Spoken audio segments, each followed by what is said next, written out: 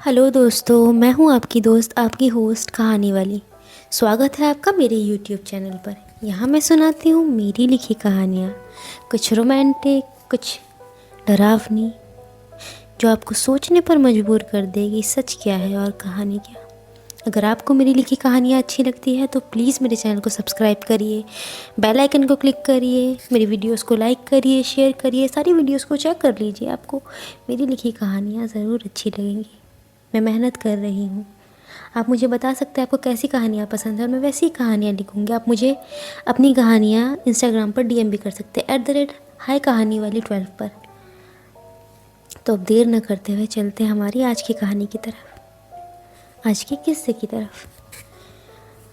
जब सिया 5 साल की थी, घर के सब लोग बोलते तुम बिल्कुल अपनी माँ जैसी हो। लेकिन सिया को पता था कि वो कहीं ना कहीं सभी से अलग है और ये फ़र्क उसकी आंखों में उतरता जा रहा था। सिया दूसरी लड़कियों की तरह अपनी क्लास के लड़कों के बारे में बातें नहीं करती थी, ना उनकी तरह हीरो की फ़ोटो पे दिल बनाती थी। जब टीचर ने फेवरेट एक एक्टर का प्रोजेक्ट दिया, सबने सलमान, रणबीर, शाहरुख की कटआउट्स चिपका दी, लेकिन सिया ने आलिया को चुना। उस दिन घर आकर वो डायरी में लिखती है, सब कुछ कितना अजीब लगता है। मुझे लड़कियों की बातें अच्छी लगती है। मुझे लगता है मुझे कोई गलत चीज़ पसंद आ गई है। मुझे क्यों कोई लड़का अच्छा नहीं लगता। वो रात भर सोचती है, अपने अंदर के कन्फ्यूजन को समझने की कोशिश करती है। स्कूल में जब बच्चे एक दूसरे को क्रश का सीक्रेट बताने लगते हैं, सिया चुप रहती है। उसे लगता है जैसे वो कोई एलियन है। दुनिया का कॉन्सेप्ट उसके लिए अलग क्यों है। उसके साथ खेलने वाली पायल सब कुछ खुल के बताती है, कैसे उसे रोहित पसंद है, कैसे वो रोहित के लिए कुछ भी कर सकती है। सिया सोचती है क्या पायल को मेरी तरह कुछ अलग फील होता होगा, या अगर मैं उससे कहूँ तो क्या वो समझ पाएगी। जब सिया 10 साल की हुई, उसकी बेस्ट फ्रेंड बनी जोया, एक खुली सोच वाली लड़की जो बड़े शहर से आई थी, हंसी मजाक करने वाली लड़की। जोया के साथ रात को फ़ोन पे बातें करते वक्त सिया ने पहली बार अपने दिल में महसूस किया कि उसे दोस्ती से कुछ ज़्यादा महसूस हो रहा है। एक दिन सिया ने सोचा कि वो जोया को सब बता देगी। उसने कहा, मुझे लगता है मैं लड़कियों को पसंद करती हूँ। जोया ने पहले चौंक कर फिर एकदम से हंस कर बोला, पागल है तू। लेकिन फिर वो सीरियस हो गई, सिया की बात सुनने लगी। जोया ने सपोर्ट किया, पर सिया के लिए ये सफ़र अभी शुरू ही हुआ था। स्कूल में सब लड़कियां फैशन, मेकअप, क्रशेस पर बातें करती थी। सिया उनमें रहकर भी अलग महसूस करती थी। जब लड़कियां वैलेंटाइन पे अपनी चॉइस का लड़का चुनती थी, सिया अपनी डायरी में लिखती थी, काश मुझे भी किसी लड़की का नाम लिखने का हक होता। उसकी माँ अक्सर कहती तू बड़ी होकर डॉक्टर बनेगी और तेरा भाई इंजीनियर बनेगा। पर सिया सोचती, मुझे अपनी आइडेंटिटी साफ करनी है, मुझे पहले जानना है मैं हूँ क्या। सबको बताना है एक दिन कि मैं दूसरे जैसा महसूस नहीं करती, कि मेरी ज़िंदगी कुछ अलग है और मुझे इस चीज़ का कोई गिला शिकवा नहीं, कोई शर्म नहीं। पर शायद कभी कभी हम गलत लोगों पर भरोसा कर लेते हैं। सिया ने भी वही किया था। उसने जोया पर भरोसा किया और जोया ने ये बात पूरी क्लास में फैला दी। छोटा शहर, छोटी बातें, ये बात आग की तरह फैल गई। सबने सिया का बहुत मजाक उड़ाया। सिया ने खुद को घर में बंद कर लिया। उसके बाद उसने आगे की पढ़ाई घर से ही करी। उसने डिसाइड किया कि वो कॉलेज जाकर अपनी ज़िंदगी बदलेगी। कॉलेज एंट्रेंस के दिन खुद को बदलने का सपना लेके सिया नई सिटी में आई। हॉस्टल के छोटे से कमरे में नई आवाज़ें, नई दोस्ती, ये सब उतना आसान नहीं था। पर यहाँ सिया अपनी न्यू बेस्ट फ्रेंड सुमन से मिलना शुरू किया। वो उसकी रूममेट थी, क्लासमेट थी, सुमन पहली बार हॉस्टल में रात को गिरते हुए बिस्तर पर आके बोली, सिया, तुम्हारा दिल काफ़ी गहरा है। तुम्हारी आंखों में एक अलग दुनिया है, कितने सपने हैं उनमें। 2 हफ्ते बाद सिया सुमन के साथ ऐसे ही घूम रही थी कि एक लड़के ने सुमन का हाथ पकड़कर कहा, आज रात को मिलती है क्या? सुमन कहती है, नहीं, मैं सिर्फ वीकेंड्स पे आती हूँ। उस लड़के ने कहा, डबल पैसे दूंगा। सिया सुमन को घूरती रही। सुमन ने कहा, 4 गुने पैसे दूंगी।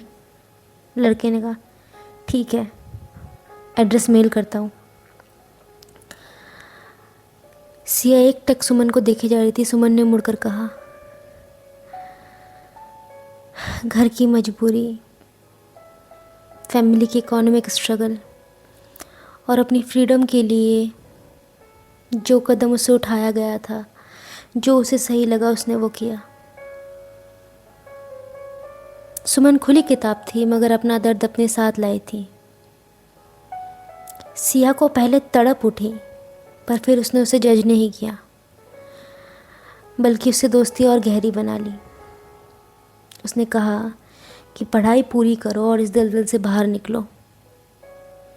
सुमन ने वादा किया कि कॉलेज ख़त्म करके जिस दिन उसे नौकरी मिल गई, उस दिन वो ये काम छोड़ देगी। धीरे धीरे सिया और सुमन इतना क्लोज हो गई कि दोनों रात भर बातें किया करती, अपनी होप्स, दुख, सपने बताती। सिया को सुमन की वल्नरेबिलिटी समझ आ गई और उसे पहली बार लगा वो ट्रू फीलिंग्स एक्सपीरियंस कर रही है। सुमन के साथ सिया कॉलेज की बाउंड्री के परे एक इमोशनल वर्ल्ड में पहुंच गई थी। सब कुछ कितना खूबसूरत चल रहा है ना, पर असल ज़िंदगी में ऐसा होता कहाँ है। कॉलेज में एक लड़का था, विशाल, जिसकी रेपुटेशन काफ़ी ख़राब थी, एकदम मुंहफट और बहुत बदतमीज़। वो एक दिन घूमते घामते वीकेंड पे सुमन के मोहल्ले में आया।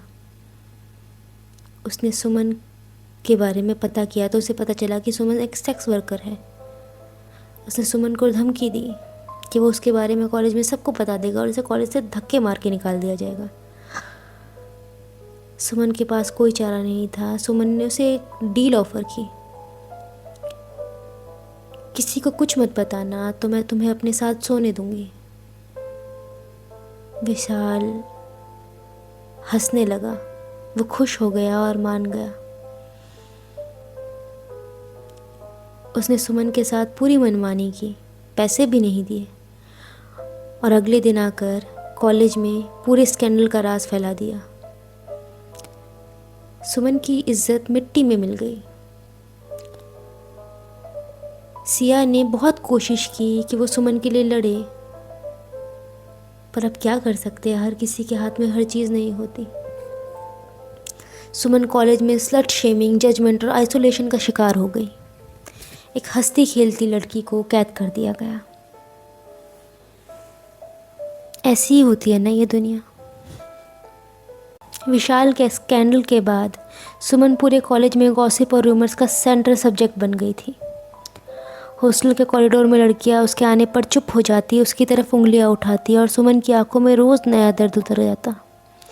सिया ने अपनी डायरी में लिखा, लोग सिर्फ सच्चाई से नहीं, किसी के दुख से भी खेल सकते हैं। सुमन का लिबास गंदा नहीं है, सुमन खूबसूरत है, मैं ये जानती हूँ, वो पाक है। तो जिंदगी उसे इतना बोझ क्यों दे रही है। सिया फिर भी दिन भर सुमन के साथ रहती, उसके हर आंसू को समझने की कोशिश करती, उसकी चुप्पी को अपने दिल से जोड़ कर रखती। सुमन कभी कभी चिढ़कर सिया पर चिल्ला देती, तू क्यों मेरे साथ खड़ी है, यहाँ सब मुझे कुछ ना कुछ कह ही रहे हैं ना, तू क्यों मेरे साथ खड़ी है, तू भी बदनाम हो जाएगी। सिया ने धीरे से कहा, तू मेरे लिए सिर्फ दोस्त नहीं है, तू मेरे लिए बहुत ख़ास है सुमन, और हमेशा रहेगी। लेकिन हर रोज़ कॉलेज के टीचर्स भी सुमन से खिंचाव रखने लगे, क्लासेस में इग्नोर करने लगे, असाइनमेंट्स में लो ग्रेड्स, हर बात पे ताने कसना, हॉस्टल वार्डन के साइड रिमार्क्स, सब कुछ ऐसा बन गया था जैसे हर कोई सुमन को तोड़ देना चाहता था या नोच कर वहाँ से फेंक देना चाहता था। फिर एक दिन मैसेंजर पे सुमन को एक मैसेज आता है, डीन सर ने तुम्हें ऑफिस में बुलाया है। दोनों एक दूसरे को देखने लगती हैं। डीन एक शक्तिशाली कोल्ड आदमी। जब सुमन अंदर जाती है तो चेयर पर अड़ के फाइल देख रहा होता है। और बताइए सुमन जी, बहुत चर्चा में है आजकल। अब सुमन बस सर नीचे करके खड़ी हो जाती है। फाइनल एग्ज़ाम देने हैं ना, तो हमारे साथ एक पार्टी में चलना होगा आपको। रूल्स है तो है। सुमन ने आंखें उठाई और उसकी आंखों से आंसू बहने लगे। उसके चेहरे पर एक लाश सी मौत उतर आई थी। यही कि ये एक आखिरी मौका है उसके पास कुछ बनने का, इस दलदल से बाहर निकलने का।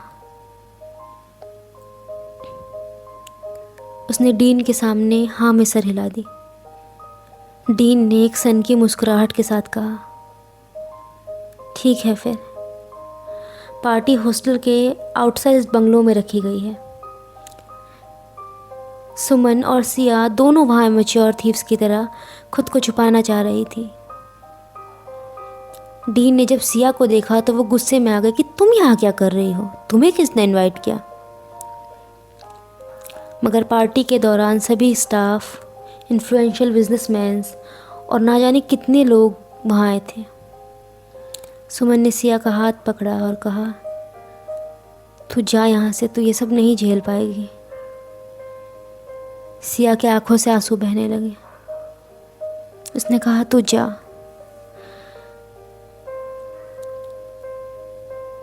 सिया अपने दिल पर पत्थर लगकर वहाँ से चली आई। सुमन को कॉर्नर में बुलाया गया। उसकी प्रेजेंस का इस्तेमाल किया गया। सारी लाइंस क्रॉस हुई जो उसके दर्द को और गहरा कर गई। सिया एक मोमेंट में अपने दिल, एक मोमेंट को अपने दिल में रिकॉर्ड कर रही थी। उसे सुमन के अंदर वो चीखें नज़र आ रही थी। एक मुखौटा पहनकर स्माइल कर रही थी सुमन। अपने मन में सोचती है, मैं बस लास्ट बार ये ख़त्म कर लूँ, उसके बाद मैं यहाँ से दूर चली जाऊँगी, बहुत दूर। उस पार्टी के बाद सुमन थोड़ा रिलीव्ड थी कि अब मैं ये सेमेस्टर ख़त्म करके इस कॉलेज से दूर, इस दलदल से दूर चली जाऊँगी। एक महीना भी नहीं बीता था कि कॉलेज एडमिनिस्ट्रेशन ने सुमन को फाइनल एग्ज़ाम का एडमिट कार्ड देने से मना कर दिया। कोई एक्सप्लेनेशन कुछ नहीं, सिर्फ एक क्लर्क ने कहा, रूल्स के अगेंस्ट है, तुम्हारा नाम काट दिया गया है।